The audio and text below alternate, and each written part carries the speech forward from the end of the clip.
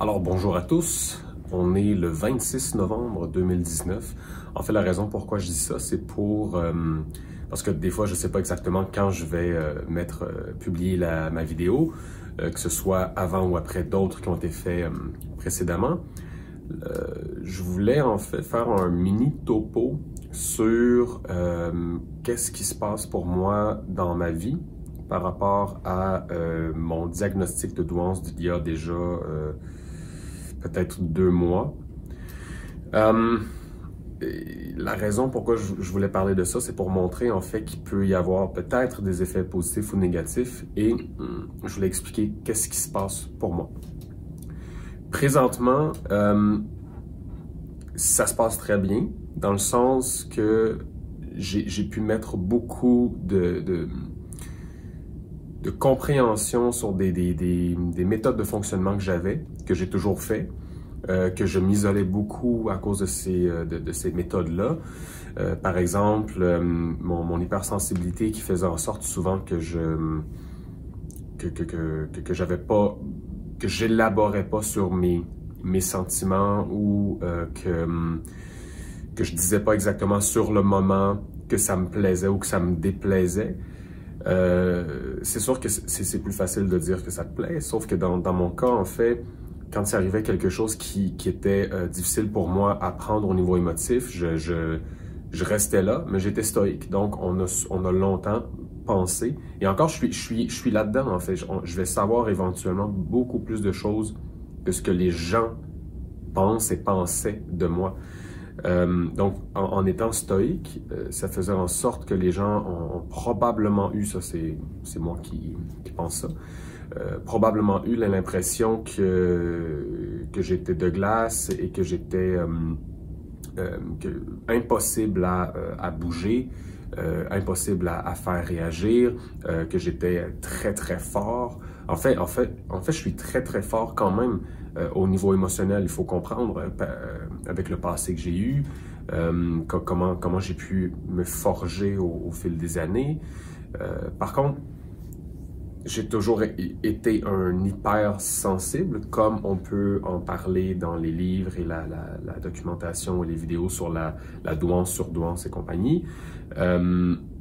Mais cette hypersensibilité-là a fait en sorte que moi, j'ai commencé à pas comprendre la façon des autres de fonctionner, qui, moi, m'a enlevé beaucoup... En fait, c'est vraiment une question de compréhension. C'est moi, quand j'arrive à quelque part, j'y pensais à ça l'autre jour et je me suis dit que je devais en parler. Parce que quand j'arrive quelque part, moi, j'ai envie de connaître les gens, j'ai envie de parler avec les gens, mais de comprendre la personne. Si la personne me dit qu'elle a une maladie transmise sexuellement dans la première minute qu'elle me parle, pour moi, je trouve ça intéressant. Je trouve ça, c'est vrai. Si la personne me dit du vrai sur elle, sur sa personnalité, moi, je vais être content, heureux, je vais vouloir ce type de conversation-là. Alors que moi, j'ai remarqué que des fois, je vais dire des choses de façon systématique et honnête. Moi, si on me pose une question, je ne vais pas tourner autour du pot. J'ai appris à tourner autour du pot parce que moi, je suis honnête. Premier niveau, tu me poses une question, je vais te répondre.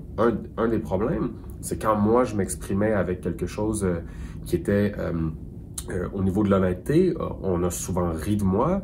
On a souvent ri de moi à cause de la cause. Par exemple, si je dis oui, j'ai une maladie transmise sexuellement, les gens vont dire « Ah, une maladie transmise... » Ils vont rire de ça, mais ils vont aussi rire du fait que je l'ai dit à un moment qui serait inapproprié. Alors que pour moi, il n'y a pas vraiment de moment inapproprié. Évidemment qu'il y a des choses qui sont inappropriées. Quelqu'un vient de mourir, je vais pas applaudir ou je vais pas... encore là, c'est peut-être drôle, mais bon, peut-être que je vais pas en parler de ça, mais... Ben, en fait, oui, je pourrais techniquement applaudir. Parce que des fois, il y a certaines personnes avec qui on a vécu et qu'on sait que cette personne-là aurait aimé peut-être que quelqu'un applaudisse. Mais bon, je m'écarte un peu. Mais pour moi, quand j'arrive dans une discussion, il y a pas de limite. Il n'y a pas de limite. Si tu parles de toi, je vais parler de moi. J'ai pas de... mais j'ai appris à me conditionner à ne pas, divulguer autant d'informations parce que les gens, et en plus les gens vont dire, ici ils vont dire au Québec et même aux États-Unis, au Canada, too much information, donc trop d'informations. Mettons, quelqu'un va dire, je suis constipé présentement, et là il y a quelqu'un qui va dire, ah, too much information. Oui, par contre, si tu parles de ta constipation à quelqu'un dans le moment présent, parce que pour toi, c'est peut-être quelque chose qui est important, on s'entend qu'Elvis est décédé des complications à cause de ses intestins. Évidemment, là, c'est l'arborescence qui entre en ligne de cause. Mais pourquoi pas parler de constipation? Qu'est-ce qu'il y a de mal à parler de constipation? Donc, pour moi, j'ai tellement pas de limite que quand j'arrive, il faut toujours faire attention à « OK, avec cette personne-là, on peut pas faire ça. Avec cette personne-là, on peut pas faire ça. » C'est le respect. Évidemment, je vais respecter les autres. Par contre, on me respecte pas moi. Toi, tu n'es pas obligé de parler de ta constipation. Moi, si j'ai envie de parler de ma constipation, parce qu'il y a peut-être quelqu'un ici qui pourrait peut-être m'aider. En général, c'est moi qui aide les gens. Pour la constipation, moi, c'est pas que j'ai étudié là-dedans. Je suis un autodidacte, évidemment. Je peux expliquer à des gens comment se débarrasser de la constipation et pourquoi qu'on en arrive à être constipé. Pas parce que j'ai moi-même été constipé, mais j'aurais pu moi-même, bon, je pense qu'on comprend. Je vais essayer de parler de... Non, c'est pas vrai. Je vais dire, je vais essayer de parler d'un autre sujet et non un sujet de merde. Donc voilà. J'ai toujours dit que mes limitations étaient les limitations des autres. Ça, c'est dommage, parce que mes limitations sont tellement larges que je vois pas en fait où exactement je pourrais avoir des limitations. Donc ça fait en sorte que quand j'ai des conversations avec certaines personnes, je trouve pas ça intéressant. Mais, encore une fois, moi, je vais toujours respecter la personne qui est à côté de moi. Toujours. Mais j'ai pas ce même sentiment-là que les gens vont me respecter moi. Une des choses, bon, quand j'arrive quelque part, là, je voulais en parler un peu tout à l'heure, puis finalement j'ai éclaté. Je suis allé sur tous les chemins. Quand j'arrive quelque part, j'ai une espèce de soif. Je veux toucher des gens, je veux rencontrer des gens, je veux comprendre qui tu es, comment tu es, pourquoi tu es, qui tu étais, pourquoi tu t'es transformé. Moi, je veux tout savoir ça. Donc, ça fait en sorte que quand on est dans un contexte où il y a beaucoup de bruit, où ça laisse pas nécessairement place à la conversation plus intime, moi, je m'emmerde. Je m'emmerde et j'ai pas envie de faire, comme on dit ici, du small talk. J'ai pas envie d'avoir une conversation futile. Je suis capable, je suis probablement le meilleur pour avoir des conversations futiles. J'ai même essayé pendant des années. J'ai même eu moi, j'ai plusieurs humoristes en moi. C'est pas de la schizophrénie, mais bon, peut-être. Mais j'ai plusieurs humoristes et j'ai souvent utilisé plusieurs types d'humour plutôt futiles, justement, pour faire rire les gens. En même temps, c'est pas parce que je les prends pour des cons. Je sais que ça va fonctionner. À un moment où, des fois, je vais faire un humour qui est complètement à l'opposé. Justement, je vais être avec des gens plus pincés. Je vais faire des blagues complètement à l'opposé que je sais qu'ils vont pas trouver drôles, pour justement susciter des réactions. Encore une fois, je fais toujours attention au respect. Je vais jamais, dans mon humour, aller, comme certaines personnes vont faire, de narguer quelqu'un. Je peux narguer quelqu'un. Ça, je peux le faire. Mais narguer quelqu'un négativement avec quelque chose que tu vois que la personne, ça lui fait mal. Malheureusement, beaucoup de gens ont ce type d'humour-là. Bon, ça c'est difficile justement. Admettons moi que si ça me blesse, ce type d'humour-là, je vais avoir de la difficulté à le dire. Parce que pour moi, c'est logique que tout le monde devrait se respecter. Respecter nos propres limites et pas, ah, vous voyez, ça c'est peut-être une limite pour moi, justement, le respect. Pour moi, le respect, c'est une limite. Donc, si quelqu'un ne me respecte pas, il franchit mes limites et je trouve pas ça intéressant. Et en même temps, un ou une de mes amis que je peux avoir depuis 10, 20, depuis 20 ans, je vais pas nécessairement avoir le même humour que quelqu'un que je viens de rencontrer. À moins que cette personne-là me montre une espèce d'éventail justement sans limite. Là, peut-être que je vais un peu plus me laisser aller. Mais en général, je fais toujours attention. Des fois, je vais m'écarter. Évidemment, si je connais 30 personnes dans la salle et qu'il y en a 3 ou 4 que je connais pas, je vais probablement avoir le même humour, des fois un peu déjanté. Et probablement que ces 4 personnes-là, soit qu'ils vont trouver ça drôle parce qu'ils vont comprendre que finalement, oui, c'est drôle, même si c'est un peu fou. Mais bon, je me suis écarté et je veux revenir un peu.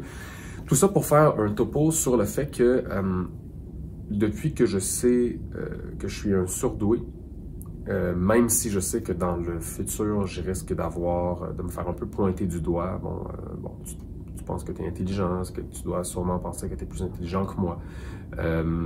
Pourquoi vouloir savoir ça? J'ai fait une autre vidéo brièvement sur l'intelligence, un peu là-dessus.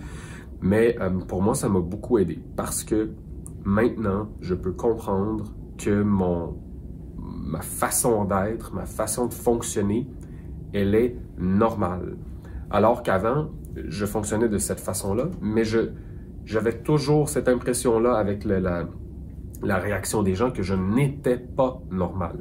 Alors que là, même si je m'aperçois qu'il y a quelque chose qui est vraiment hors norme, je vais plus me laisser aller dans un sens que je vais avoir moins cette espèce d'auto-saboteur-là qui va toujours être là, qui va toujours me tirer d'un côté. Donc, je vais avoir moins mal, je vais mieux comprendre ou calibrer mes émotions. Ou, je ne sais pas encore exactement comment bien le décrire, mais pour moi, le savoir, et si j'avais su que j'étais mythomane, si j'avais su que j'étais schizophrène, si j'avais su que j'étais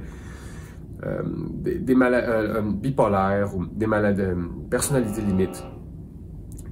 limite, j'aurais fait avec et déjà là, j'aurais trouvé ça intéressant de savoir ce que j'ai et j'aurais eu un soulagement aussi, même si c'est quelque chose qui est peut-être moins, qui est perçu d'une autre façon. Malheureusement, parce qu'un schizophrène, on appelle ça de la maladie mentale, mais en même temps, si c'est bien traité, bon, je vais pas aller dans cette direction-là, je ne m'y connais pas assez. Mais pour moi, bon, ok, une autre virgule. Quand j'arrive quelque part, je veux en savoir sur les gens et tout, et là je pars et finalement, je suis vide. J'ai l'impression de pas avoir nourri ce que j'ai besoin intrinsèquement de nourrir. Cette espèce de communication-là, cette espèce de regard, que ce soit avec n'importe qui. Pour moi, je suis ami avec tout le monde jusqu'à preuve du contraire, alors que les gens ne sont pas amis avec les autres jusqu'à preuve du contraire. C'est sûr que ça m'a occasionné beaucoup de problèmes dans ma vie de penser de cette façon-là. C'est que moi, j'ai l'impression que tout le monde est bon, tout le monde est gentil. Alors que c'est pas souvent vrai. Et j'espère que maintenant, en en sachant plus sur moi, que je vais être capable d'avancer et de m'entourer de personnes différentes. Vu que maintenant je sais qu'est-ce que je suis, comment je suis, pour finalement avoir des gens qui m'acceptent exactement comme je suis, avec l'hypersensibilité des sens, de l'odorat. Avec l'hypersensibilité des sens, mon odorat qui est... Je m'en aperçois, c'est un problème, c'est un handicap pour moi d'avoir un bon odorat comme j'ai. Mes oreilles, c'est la même chose, je dirais que mon odorat est peut-être plus développé que mes oreilles, mais en même temps, c'est difficile à quantifier. Mais mon nez, par exemple, en fin de semaine, c'était le 99e anniversaire de mon grand-père à Chicoutimi. C'était vraiment génial, à part la route, évidemment, que je sais pas pourquoi, qu'est-ce qui m'a pris. J'ai décidé de conduire la nuit dans le parc qui est, je crois, 200 km. Et je devais rouler à 50 km/h parce que il y avait de la neige et je voyais à peu près à 30 ou 40 pieds. Et donc, quand il y avait des gens qui passaient un peu plus vite que moi à côté, dont des poids lourds, ça faisait encore plus de neige, visibilité, bon. C'était vraiment génial d'aller à Chicoutimi. En plus que j'adore les gens là-bas, c'est vraiment différent de Montréal. Les gens sont beaucoup plus, je dirais, humains, moins dans on travaille, et s'il y a des gens autour, on s'en fout. Malgré que c'est drôle parce qu'on est arrivé, j'étais avec mon cousin, ma partenaire, on est allé dans un bar, on peut appeler ça un bar, un pub du coin, vraiment sur la rue à côté. Puis, on aurait pu se battre, et moi alors que c'était pas de notre faute, en fait, on est arrivé, la table avait 3 chaises, il y avait une table qui fêtait son Noël finalement un peu en avance, il était 9 h et déjà eux étaient déjà avancés au niveau de l'alcool, ils étaient intoxiqués. Commence à courtiser partenaire ici, après ça, la dame qui nous a placés demande à un des hommes qui était là de redonner la chaise qui va avec le 4 places, alors qu'on en a 3. Il n'est pas super content, mais bon, il veut même voler des frites, on l'entend, vu qu'il a pris beaucoup d'alcool, il parle à voix haute. Je te mets au défi du voler des frites et je me disais, mais bon, si ça se fait, mais en même temps, on devient comme une sorte de victime, on est 3, les autres sont à peu près 12 ou 15. Et à cause de ça, il y a quelqu'un qui courtisait des filles à côté, mais qui avait absolument aucune chance, même s'il ne savait pas. Mais les filles, en fait, lui, vu qu'il était trop intoxiqué, il ne savait pas, puis les filles essayaient Bon, vous avez déjà vu ça quelque part. Bon, c'était le même espèce de plan. Cet homme-là décide de prendre une chaise qui est plus haute que nous, finalement, qui est une chaise haute, qui n'a pas rapport avec notre table. Nous, on a des chaises basses. Et qui décide de cogner, finalement, mon cousin et d'essayer de faire passer ça de large dans ça de large. C'est ça, il a fait exprès, puis il était stoïque, il voulait juste montrer qu'il était un homme, alors que c'est pas de cette façon-là qu'on montre qu'on est un homme, ça résulte absolument à rien. Moi, ça m'a frustré, mais j'ai essayé de me contenir parce que je voulais pas non plus, mon cousin, je voulais pas qu'il se batte non plus, il est à l'âge où il pourrait se battre, puis il est fort. J'avais pas envie d'avoir cette histoire-là que je me suis battu avec mon cousin, même si ça aurait pu être drôle dans 20 ans. Mais j'ai trouvé ça un peu dommage. Bon, ça c'était la petite... parce que là, je disais que vraiment à Chicoutimi, à Québec, bon, dans les environs, sont vraiment sympathiques. Ils ont pas... quelque chose qu'ils n'ont pas, ou qu'ils ont en fait, qu'ils ont, qu'à Montréal, on a perdu. Une sorte de sensibilité, je ne sais pas si c'est la démographie qui fait ça, sûrement. Et tout ça pour dire au niveau du nez, je m'en allais au niveau du nez, qu'on est allé au Château Murdoch, qui est hallucinant, je vous le dis. Si vous êtes français, regardez sur le site web à Chicoutimi si vous voulez faire un beau voyage. C'est le manoir Murdoch, je crois, ou Château Murdoch. C'est pas un château, évidemment, comme en France, comme vous pouvez voir, mais vraiment une belle place. C'est un bed and breakfast, donc vous pouvez déjeuner là. Ils sont vraiment sympathiques, super courtois, très avenants, comme on dit ici. Et à la fin, et moi je suis terriblement mal à l'aise en fait, parce que dans les chambres, ils utilisent, malheureusement, on peut pas savoir ce qu'on sait pas, ils utilisent du Febreze, un agent finalement toxique qui est supposé d'enlever les odeurs, qui est très très populaire ici au Canada et aux États-Unis. Probablement que vous en avez aussi, peut-être sous une autre marque, ou qui est dans les mêmes produits toxiques que les assouplisseurs et compagnie. Et dans ça, il y a des fragrances. Et moi, les fragrances, j'en suis très très sensible.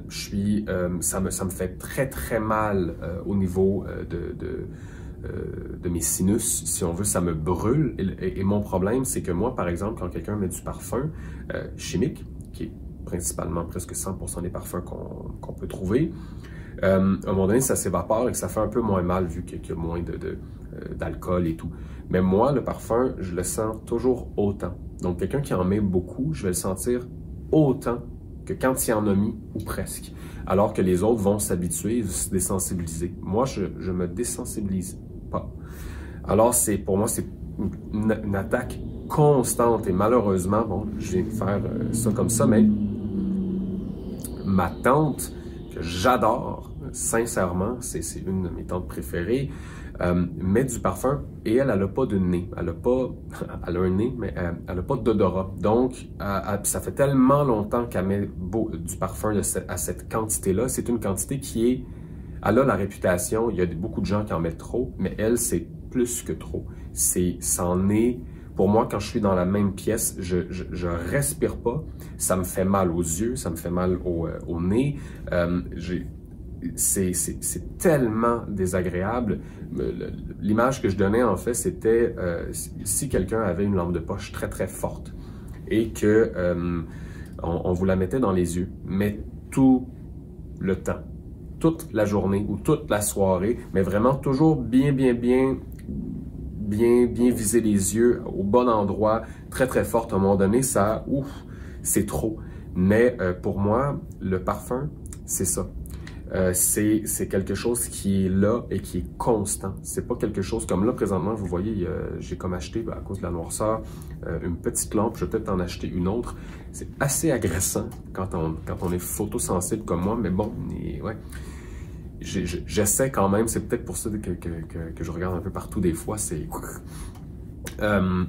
et pour les chambres, j'étais mal à l'aise et je voulais attendre de payer pour l'expliquer parce que je voulais pas qu'on me dise « Ah, on va te faire un rabais et tout ». Je voulais pas être tout était tellement parfait que je voulais pas être ce client-là qui semble dire quelque chose qui serait à changer. Pour payer moins cher.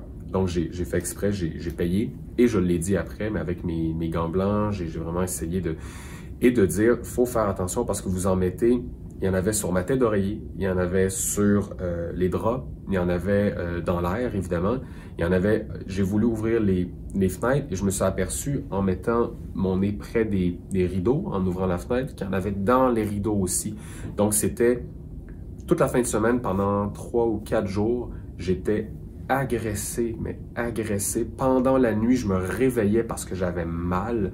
Et comme je disais, c'est que moi, le parfum, les fragrances chimiques, toxiques, qui vont dans l'air, je m'habitue pas. Je reste toujours au même niveau. Donc, à chaque fois que je respirais dans cette pièce-là, ça m'intoxiquait. Et, par mon grand étonnement, même si, bon... ils ont pris la chose d'une façon très ouverte et étaient même vraiment contents que je leur dise. De là, ça je trouve ça intéressant, pour moi c'est l'intelligence en continu, on continue d'évoluer toujours. Donc pour moi c'était vraiment intéressant de leur parler et qui tout de suite allaient changer les choses. Je ne sais pas dans combien de temps ils vont le changer. Évidemment, ils m'ont expliqué certaines problématiques que certaines personnes d'Europe, justement, arrivaient avec des parfums très lourds et très forts et que ça sentait tellement, même en lavant les draps, qu'ils essayaient de compenser avec autre chose. Mais en même temps, c'est une odeur toxique que tu essaies de compenser avec une autre odeur toxique.